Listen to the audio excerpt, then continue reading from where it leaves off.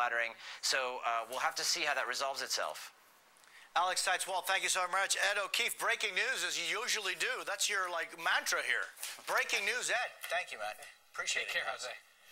Cuba is in focus this morning at the Nasdaq exchange in New York's Times Square. They're holding an all-day forum called the Cuba Opportunity Summit, focusing on how restoring ties with the communist regime could lead to billions of dollars in business for American companies. This comes a day after U.S. and Cuban diplomats met at the State Department for a preliminary meeting on how they'll handle human rights discussions. It's the first formal dialogue on the important issue since President Obama announced plans to restore ties with Cuba last December.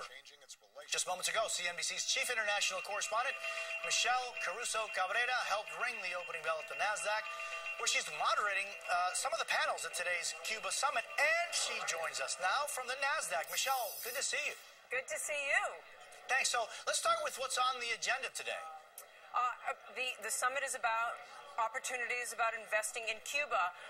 What are they really? What are the realities? Because as you and I have talked about, Jose, even though there are a lot of changes right now, it's still going to be incredibly difficult to invest in Cuba, primarily because the Cuban government makes it incredibly difficult to invest in Cuba at this point. But I have to tell you, there's more than 200 people here. There was a waiting list, I'm told by the organizers, of more than 100 people that wanted to be here and couldn't get in because there was so much demand. And we know now, speaking with a lot of people, they have put together hundreds of millions of dollars, if not billions, ready to be able to do things like go in and do construction and things that the Cuban economy definitely needs if there's enough of an improvement in relationships where that can happen.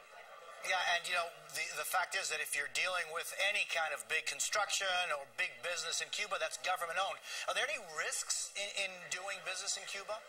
Huge, huge. Even if you're not an American company and you try, look, Cuba could be doing business with many countries in the world, and when you go to Cuba, there's very few international businesses there at all, and it's because it's extremely difficult to do business there. If you want to hire employees, you have to go through the Cuban government.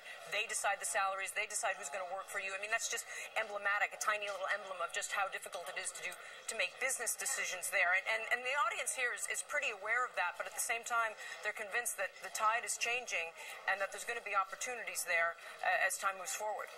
And no one better to discuss this than Michelle Caruso Cabrera. Michelle, what a pleasure to see you. Thanks so much. Good to see you. And turning now to a weather alert. March didn't exactly go out like a lamb. Hail pelted parts of the country. Take a look at this picture. The National Weather Service receiving more than 100 hail reports in the south. Apparently it's raining, it's hailing, and there are coins also. That's a joke. That's just a comparison. Severe weather expected to hammer that region to the Midwest today. It's coming ahead of a cold front that's moving east. Bill Cairns joins me now with more. Bill, what is going on? Jose, Did you see that? Everything would be different. Yeah, everything would be different if it was raining money, right? Instead of, I know, really. Hiding, then it's like the bigger the better, right? Exactly. Yeah, it looked like. But usually people take like a dime. The measurements for hail usually go like dime, quarter, golf ball, baseball, softball. So usually when they get a piece, they like to compare it like that. They let everyone.